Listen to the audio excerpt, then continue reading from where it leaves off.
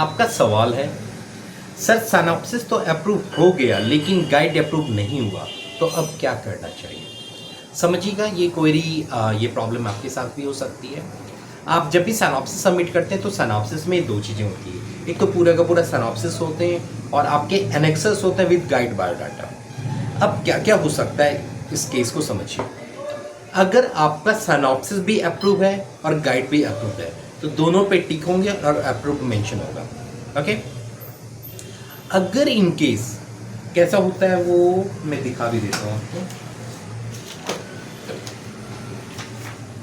जैसे देखिए ऐसा कुछ फॉर्म्स होगा और फॉर्म्स में ये दो फील्ड होंगे। यहाँ पे देखिए मेंशन है ना, सुपरवाइजर और project proposal. Project proposal approve not approve, supervisor approve not approve.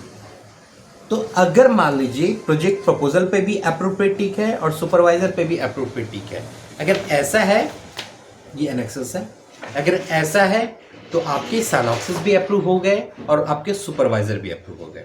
ठीक है, और क्या केस हो सकता है, हो सकता है कि सिनॉप्सिस नॉट अप्रूव्ड हो और सुपरवाइजर अप्रूव्ड हो। तो इस केस में क्या करना चाहिए, सिनॉप्सिस अगर नॉट अप्रूव्ड हो और सुपरवाइजर अप्रूव्ड हो तो इसके नीचे यहाँ कुछ सजेशन लिखे होंगे आपको कि आपको टॉपिक चेंज करना चाहिए, रिसर्च थोड़ा डेप्थ करना चाहिए, इंट्रोडक्शन इंप्रूव करना चाहिए।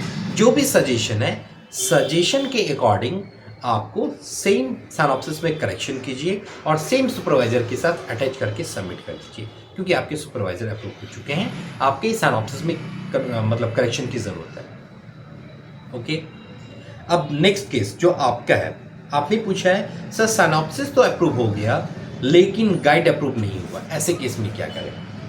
तो अगर आपका सिनॉप्सिस अप्रूव हो गया, दैट मीन्स किसी भी प्रोग्राम का हो सकता है, पर सिनॉप्सिस अप्रूव पे टिक है और सुप नॉट अप्रूव कर दिया गया, तो ऐसे केस में सेम सिनॉप्सिस आप दोबारा सबमिट करेंगे नए सुपरवाइजर साइन के साथ। ठीक है, हो सकता है कि जो आपके सुपरवाइजर आपने जिनका भी बायोडाटा लगाया था वो आपके फील्ड के ना हो या उनको रिलेवेंट एक्सपीरियंस ना हो, तब जाके यूनिवर्सिटी रिजेक्ट करती है। फिर आपके सिनॉप्सिस अप्रूव कर दिया उन्होंने, तो ऐसे केस में सबमिशन कैसे होगा, तो जब आप सबमिशन दोबारा करेंगे तो नए सुपरवाइजर चाहिए होंगे, उसके साथ साथ आपको वो लेटर भी लगाना है जिसपे आपको ये नॉट अप्रूव का मेंशन है ना, उसको दोबारा लगाने की जरूरत होती है। कैसे करना है सीक्वेंस, तो जो नए सिनॉप्सिस होंगे उसका कवर पेज बिल्कुल नया होगा।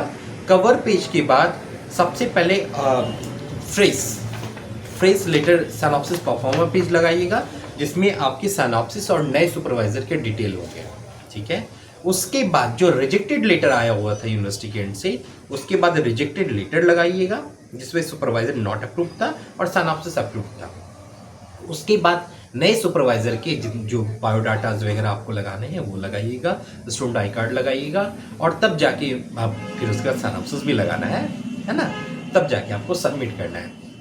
अब जब सबमिशन होगा तो इवैल्यूएशन टीम जब चेक करेंगे तो उनको क्लियरली विजिबल होगा ये सिनॉप्सिस अप्रूव है, क्योंकि उसके ठीक नीचे आपका वो लेटर लगा हुआ है जिसपे सिनॉप्सिस अप्रूव मेंशन है।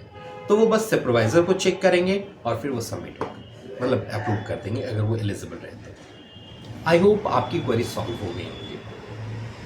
और क्या ऑप्शन हो सकता है, कई बार देखने को आया है कि आपके सिनॉप्सिस सुपरवाइजर अगर आपके अप्रूव कर दिए गए हैं और सिनॉप्सिस रिजेक्ट कर दिया गया है तो आपको टॉपिक चेंज करने के लिए क्या आ जाता है। ऐसे केस में आप फिर टॉपिक चेंज कीजिएगा, उस टॉपिक को मॉडिफाई मत कीजिएगा। क्लियरली मेंशन है यूनिवर्सिटी के एंड से कि change the topic, in topic change करके ही आपको सबमिट करना है। आई होप आपकी क्वेरी के आंसर मिल गए होंगे आपको। फिर भी इससे रिलेटेड कोई क्वेरी आप मुझसे पूछ सकते हैं। All the best, happy learning.